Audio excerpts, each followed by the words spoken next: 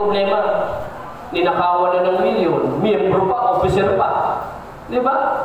Paulit-ulit ka ng niloloko, pero paulit-ulit pa rin nagiging manager ng co-op.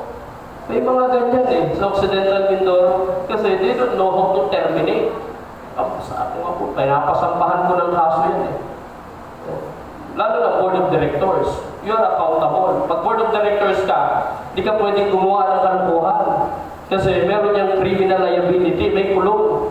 According to the penal provision, Article 140 of RA 9520. Kaya hindi siya basta-basta. Sino yung mga officers ng co-op? Board of directors, manager, determination of membership. And then, kailangan daw, sabi dito, during the pre-registration seminar, maunawaan niyo what is the philosophy of cooperatives. So, ano ba yung pinakasentro ng kooperatiba? At para daw natin siya maunawaan, kailangan alam nyo yung what is cooperative. Ano ba daw talaga si co-op? Yung 2 wives and 1 husband, yung ano maalala nyo lang. Pero huwag nyo gawing seryoso ito ha. No? Kay cooperative daw, there is 2 wives and 1 husband.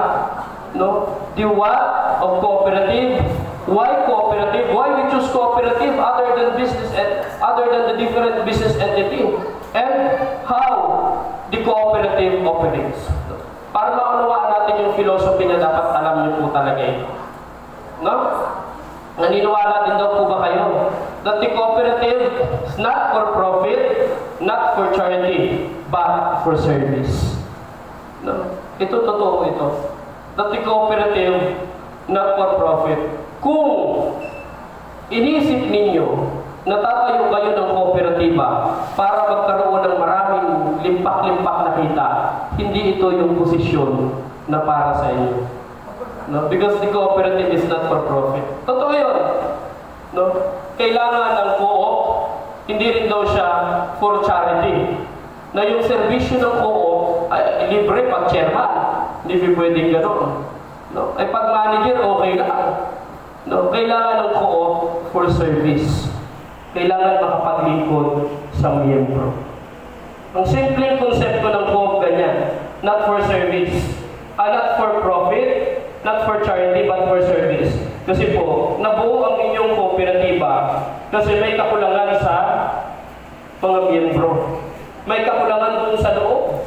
No? Ano yung kakulangan sa ating mga group? At ang pwedeng mag-provide ay cooperative. No? Kasi for example, credit muna tayo.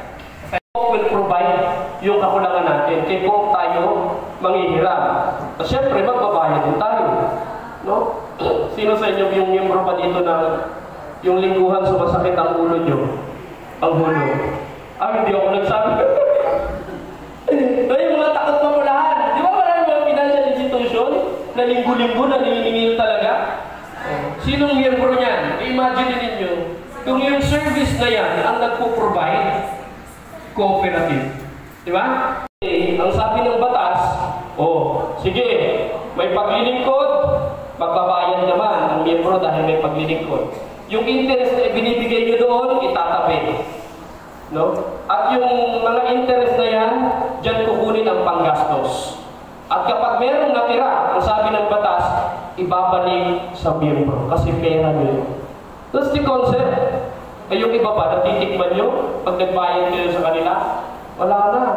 No? Pag kay co-op, simple ang operasyon. Maglilingkod si co-op at yung paglilingkod, babayaran ninyo. Pag binayaran ninyo yung paglilingkod, yung bayad ninyo, yun ang panggastos ng co-op. Kapag matino ang management, magaling ang officers, maliit ang gastos. At kapag maliit ang gastos, maraming sobrang pera. Ang sabi ng batas, yung sobrang pera, ibabalik sa inyo kasi pera nyo yun. That's the concept of cooperative. Ano? Kaya hindi siya for profit. Kaya ito, pinaglalaban ko ito sa BIR. Huwag niyo po silang itaas. Kasi nga, ang co-op, wala mang kita yan. Dahil yung sobrang pera, ibinabalik sa miyembro. Ganun yung konsepto natin. Kaya ang nakalagay dyan ay net surplus. Hindi siya net profit. Di ba? Sa ibang business kasi, sa gap nila. Net income ang tawag nila doon. Sa atin, net surplus. Kasi yun ay mga sobrang pera. Na yung sobrang pera, may kailangan mo siyang ibalik sa miyembro. So, ganun yung konsepto nito. Ano po? Isang samahan ang pinagsisimulan ng isang grupo ng mga tao base sa simpleng teksto sa Tagalog. Isang grupo ng mga tao na mayroong layunin. At ano po yung layunin? Maiangat yung antas ng pamumuhay ng kanyang mga miyembro. Yun yung kanyang pinakapuso. Matulungan ang miyembro umangat yung kanyang pamumuhay. Now, sabi dito, hindi lang daw po yun basta-basta. Kasi there is a general concept na kapag inisip mong kooperatiba, dapat ito yung laman. Ano sabi sa Article 2? Isa-isahin natin. Sabi po dito, what is cooperative? Kailangan ng cooperative is an autonomous and duly registered association of a person. Ibig sabihin, dapat may pagkakakilanlan na yan. May pagkasarinlan na yan. No? Meron na siyang juridical personality. At sa paano pamamaraan, i-re-registro mo. Sabi po dito, kailangan a registered association of a person. No, meron na akong 3 dito na nahuli na hindi sila registered sa amin, pero ginagamit nila yung kooperatiba na salita. Bawal yun sa batas. There is a criminal liability again, under Article 140. Meron siyang kulong ng pinakamababa na 5 taon. Bawal gamitin yung salitang cooperative o kooperatiba nang hindi naman kayo rehistrado bilang isang buo. Yeah? May ano siya, may liability siya. Kasi sabi dito, kung ikaw ay co-op, kailangan autonomous, may pagkakakilanlan, may pagkasarilan at dapat rehistrado. Anong sabi ng batas? With the common bond of interest. Yan. Ibig sabihin, dapat merong magdudugtong sa bawat isang miyembro para siya ay maging miyembro ng co-op. Kasi kapag walang magdudugtong sa iyo, hindi mo tatangkilikin ang serbisyo kasi hindi ka naman interesado dyan. No, let's say for example, the farmer, mga magsasaka, trabahante sa bukid, may-ari ng lupa, mga nagbebenta ng mga fertilizer, they can form into cooperative. At ano yung kanilang bond of interest? Agriculture. Dapat merong ganon. Kasi for example, driver, konduktor, yung parker, yung gasoline boy, yung mekaniko, vulcanizer, they can form into cooperative. At ano yung magbaband sa kanila? Ano yung magdudugtong sa kanila? Transportation. Dapat maliwanag sa inyo ngayon, if you're going to organize your group as a cooperative, what will be our bond of interest? Na tayong lahat ay gusto natin ito. Para naman ako bilang miyembro, may giliw akong tangkilikin yung produkto o serbisyo na yan. No? Ganon yung konsepto. And then sabi rin po dito, who have voluntary joined together. Ang pagiging member daw, hindi pinipilit. Kailangan lahat kayo voluntaryo sa pagiging miyembro ng cooperative. And kailangan, sabi rin dito, achieve your social, economic, cultural needs and aspirations. So may paliwanag po natin yan. Gin bilog lang bukas, miyembro na ako. No? Hindi pwede yun. Kinakailangan, meron ka iaambag na saping puhunan by making equitable. Ibig sabihin, na naayon sa makatarungang puhunan. No? Kung ang kakayahan mo ay 500, ay kung yan ang nasa tinakdaan ng batas na pinakamababa, pwede. Kung ikay may pera-pera, 1,000, no? O 5,000, basta naayon sa makatarungang pamamaraan ng pagsapi sa kooperatiba. And then, sabi rin po dito, the general concept, kinakailangan patronizing your products and services. Kayong mga miyembro, kayo mismo yung magpapatronize. Di o, halimbawa, credit operation, no? O may hirap kay co-op. Pag kay co-op, hindi binabayaran, pero pag sa iba, binabayaran. Di ba? O. Ano yung servisyo na pwede? Like yung, kami, honestly, kay co-op ako nangyihirap. Kung may kailangan ako, kay co-op ka agad. May bigla ka kailangan. Sige, mag-loan ako ng 1 month na sweldo. Mabilis lang siya kasi sa amin, pag-apply mo, on the following day, nasa account mo na yung pera. Kasi saglit lang eh, kiniklik lang yun. Tapos yung kantas, mabilis din, syempre. May kanta sa amin kasi salary deduction. Matik, no? Ganun sa amin. Kaya hindi mo siya mo namamalayan na lumalaki na pala yung pera niyo. Alam niyo yung aming assistant regional director, nung nag-retire siya, andito siya ngayon eh. Di pa ako nakapagpaalam na hindi ako makakarating kasi may activity kami dito sa may sabi niya, nung nag-retire siya, and last year lang siya nag-retire, alam niyo kung magkano yung pera niya kay Co-op? Separate from pension, give credits, no? Separate yun, nakakuha po siya ng 820,000. Imagine ninyo, no, yung sa aking puhunan niya kay Co-op, buwan siya kinakatasan, may gano'n na siya kalaking pera. So, pag-isipan niyo pag-institutional, napakaganda nito. Basta meron kayong MOA, DepEd po ito, ano? MOA with DepEd, madali lang siya. Yung DepEd Division, meron na rin po silang Co-op. No, tapos na sila, registered na po yung DepEd Division.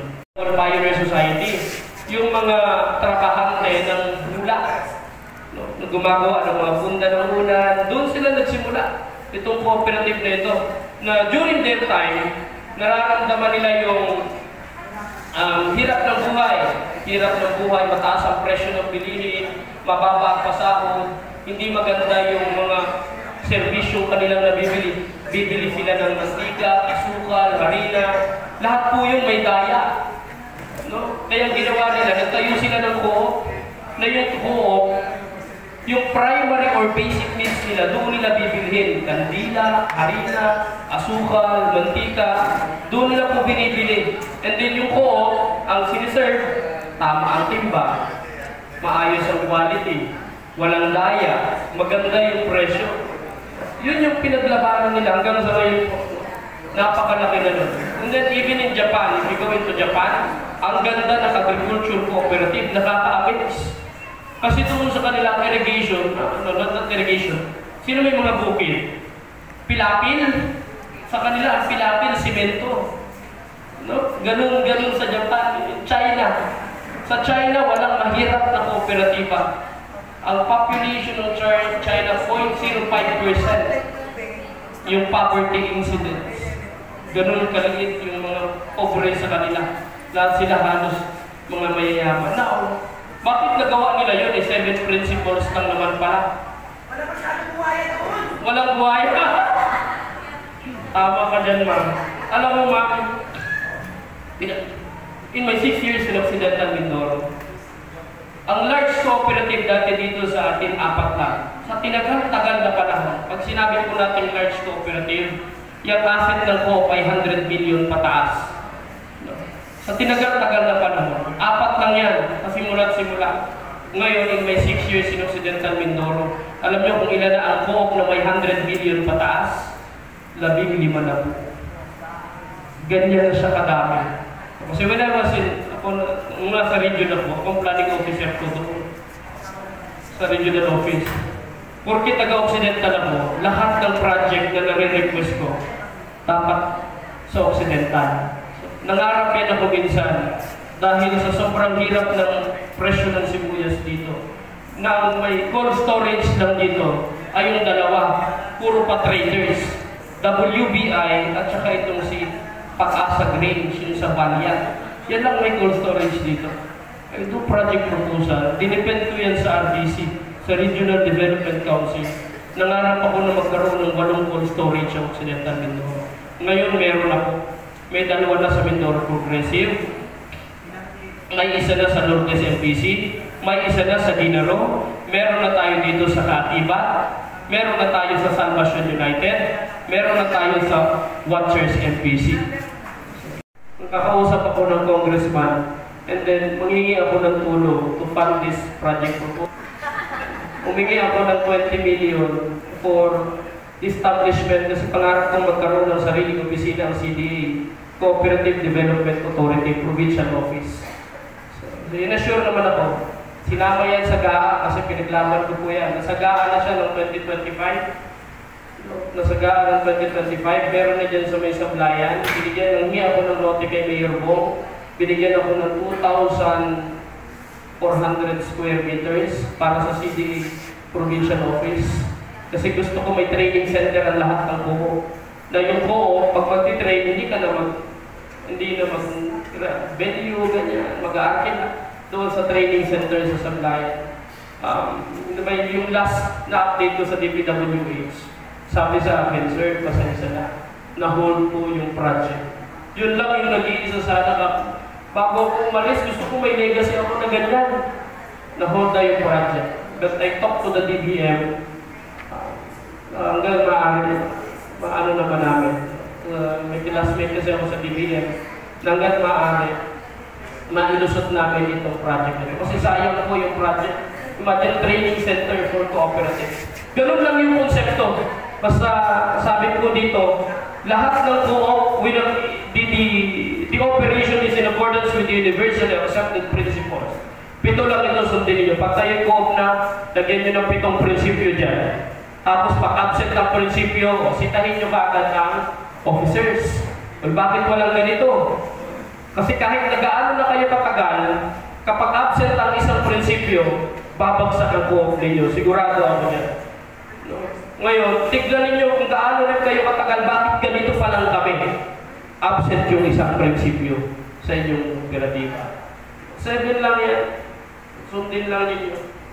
Dati tinalo ko po yan. Kasi ang Palawan, meron silang 6 na large co-op. Ang Oriental Mindoro, meron silang 5 na ngayon. No? Ang Romblon may 2. Ang Marinduque wala. Pero Occidental Mindoro, 15. We have 15 large cooperatives in Occidental Mindoro na. Yun yung nilalaban natin na pangarap natin na lahat ng co-op ay magkayong large cooperative talaga. 6 years lang, no, nadagdagan natin. Kaya pa yan, kaya pa nadagdagan. Sana yung si Ma'am, pinapa-apply ko yan eh. Palit ka sa akin. Kasi kailangan namin. After ko dito, mababakante yung provincial rest. Sana ma-apply yan. Sir. Ayan yung sa general concept ng cooperative na. So, tignan niyo po ito. Kasi unti-unti, gusto kong makita ninyo ano ba yung bubuuin ninyo kahit nang galing na kayo dito. No? Kay kooperatiba, kita naman po sa likod yung word na kooperatiba. No? Kita niyo po sa likod? Kita po, yan. Tignan niyo pong mabuti. No? Ano yung nakikita niyo dyan na gustong-gusto niyo at gusto ko rin? Yan, daming mukhang pera. So, may co-op, merong pera. Yan din ang nakikita ko nung una kong tinignan yan eh. Merong pera. Yan. Oo, isang tiba lang. No, kasi pag dinagdagan, hindi magandang pakinggan. Cooperativa. Isa lang. Isang tiba. Paano mo dadagdagan kung ang management ay hindi maganda ang pakikitungo? Hindi maganda ang operation? There should be trust. Dapat may tiwala ang miyembro sa operasyon ng kooperatiba. So, ganyan yung simpleng konsepto na ito. Pera ko at pera ng iba, ino-operate natin sa co-op na mayroong tiwala ang mga miyembro. Now, sabi natin doon sa kooperatiba, in the general concept, according to Article 2, kailangan maka-achieve ito ng social, economic, cultural needs and aspirations. Why we choose cooperative? Bakit hindi na lang yung bakit hindi na lang single or sole proprietorship? Bakit hindi na lang partnership? Bakit hindi na lang corporation? No? Why we choose cooperative? Sabi dito, kasi si co-op, it is a better way of doing business na nagbibigay ng balance sa ekonomiya. Alam nyo, pangarap talaga natin ito na ang ating kahit Occidental Mindoro lang. Kasi mahirap pag mangarap ka ng buong Pilipinas, presidente ka muna. No? Pangarap natin that we in Occidental Mindoro, we can deliver a social, economic environment. Kasi dito, nakikita ko, kaya mahirap pa rin ang buhay natin kasi we are a capitalist province pa rin. No? Na ang nagdidikta ng presyo ng lahat, abono, binhi, itong mga traders na ito. Iyon yung tinatawag natin mga capitalist pa rin yung economic environment natin. We're hoping na by near future, pag co-op na yung nag-ooperate ng ating economic environment, yun na yung mga socialized form of business enterprise na ang nakaka-apekto at nagdidesisyon tayong mga simpleng miyembro ng kooperatiba. Paano yung mga palay natin ito ngayon? Yun yung mga things na sila talaga yung magdidesign. So, pinaikot ako, RD. Ikot ka ng probinsya, ano ba yung matulong mo dyan sa kanila? So, nagkaroon ako ng business convergence. Co-op to co-op, yun lang ako, sir, yung magagawa ko. Kasi nung pag-ikot ko ng Marinduque, pag-ikot ko ng Romblon, pagpunta ko ng Coron, kulang sila ng bigas. Sa atin, maraming bigas. Ang presyo lang ng palay ang bumababa, ang bigas hindi po bumababa. Karoon kami. Hanggang ngayon yan meron. Yung mga bigas natin, binabiyahe na natin ng Marinduque, ng Romblon. Yung last, itong watchers, may mga dinala ako sa kanila na po, meron na sila yan. Dahil madami tayong bigas sa watchers, pwede na nilang idala ng Coron, ng Romblon, ng Marinduque kasi may contacts na sila. Yun lang yung pwede natin gawin sa kanila. But then again, yung discussion pagdating dyan sa mga presyo na yan, I hope by near future, ang cooperative magkaroon ng boses na pwedeng kaming magsabi na dapat ganito yung presyo. Kasi pag wala, capitalist country pa rin or capitalist province pa rin tayo. Ng cooperative sa Occidental Mindoro, umabot po yan ng 2.7 billion pesos. Yung kabuoang pag-aari ninyo ng lahat ng kooperatiba, umabot ng 2.7 billion pesos. By that year, ang perang umikot, the volume of business sa kanila ay umabot po ng 1.4 billion pesos. Ganyan kalaki. 1.4 billion pesos yung perang umikot sa lahat ng kooperatiba. At ang lahat ng kooperatiba sa Occidental Mindoro ay merong 21,000 members and 1,800 employees. Imagine niyo kung walang kooperatiba, saan nagtatrabaho itong 1,800 na ito? Kung walang kooperatiba, saan umaasa yung ibang miyembro ng co-op na kapag may kailangan ka, may mapupuntahan ka? Kapag yung mga yung organized na co-op, first, nakapag-registered po ako dito sa Occidental Mindoro ng Rebel Returnee.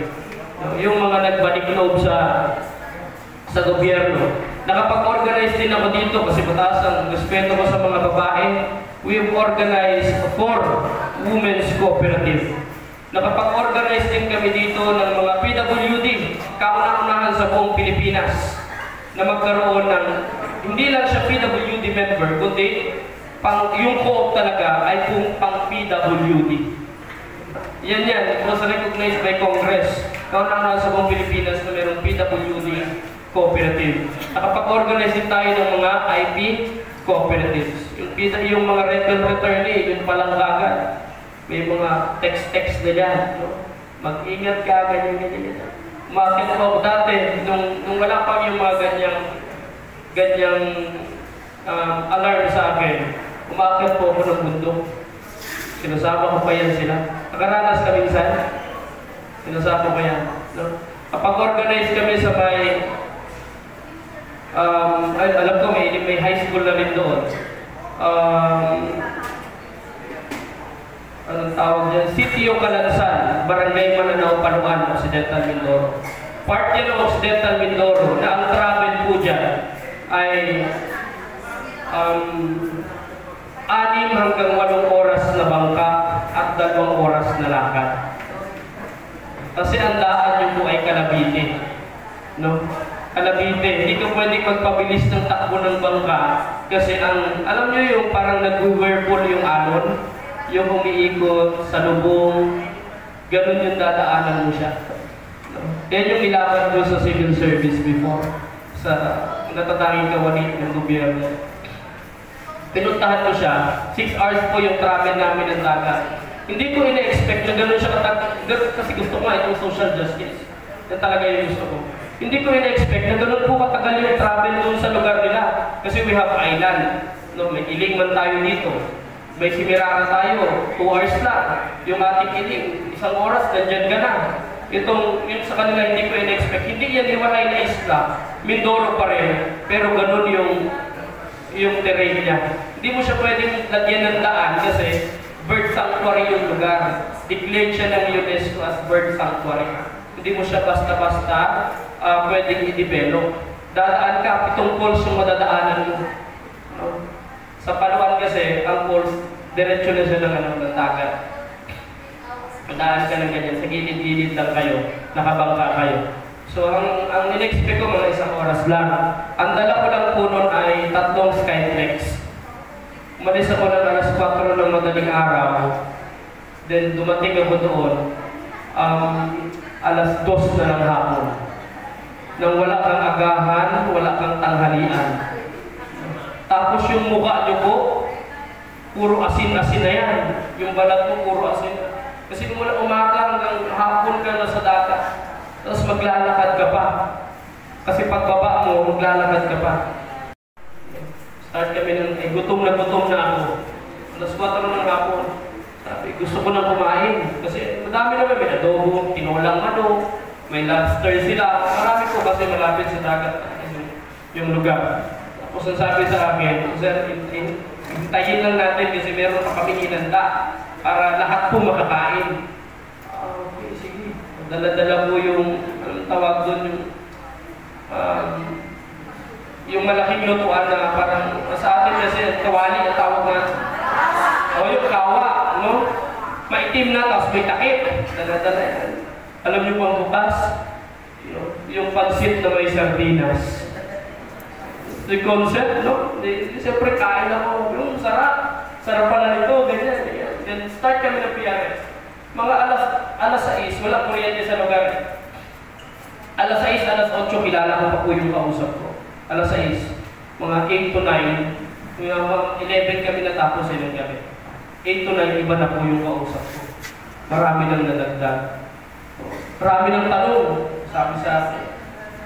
Marami na po kaming nakilalang kawani ng gobyerno, maraming sinasabing pakulat sa aming bayan.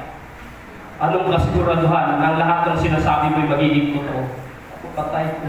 Mukhang iba na itong kausap ko. Iba na sila. Ibang itsura na. Ayos lang, the usual communication. Then pag-alis ka doon, sinabi ko sa sarili ko, i-re-register ko itong copy. Pagbalik ko, meron na po akong dala. Dala ko na ang certificate of registration, may dala na akong solar panel, nangihingi na ako sa DOST, nangihingi na ako sa Department of Agriculture ng Bine, nangihingi na ako sa BIFAR ng mga fishing materials. So marami na po akong dala. Pumili na ako ng isang sakong hobe at isang kartong sardinas. Yun po ang dala-dala ko sa kanila. Ano yung concept? Hindi, nahingan ko po sila sa malasakit sa Cooperativa when I went to Congress. Nakahingi ako sa kanila ng kay Bongo ng 250,000. Doon, meron na pong gilingan doon sa taas ng bundok. Kasi sila may palay. Mayroon silang mais, meron silang nyug. Ma-amaze ka sa palay kasi ang palay nila, nakakatuwa. Alam niyo rice terraces, yung bundok? No? Yes, ganun-ganun yung palay nila. Tapos ako, iniisip ko, papaano nila ito hina-harvest? Papaano nila binababa yung mga sakong palay? Kasi bundok. Tapos yung ito nyo po, pag-aakyat kayo doon, didikit. Ako kasi medyo malaki ang tiyan ko, hindi makadikit sa dibdib ko. Talagang gaganon mo po yung para may makaakyat. Ganun yung terrain sa lugar nila. Then,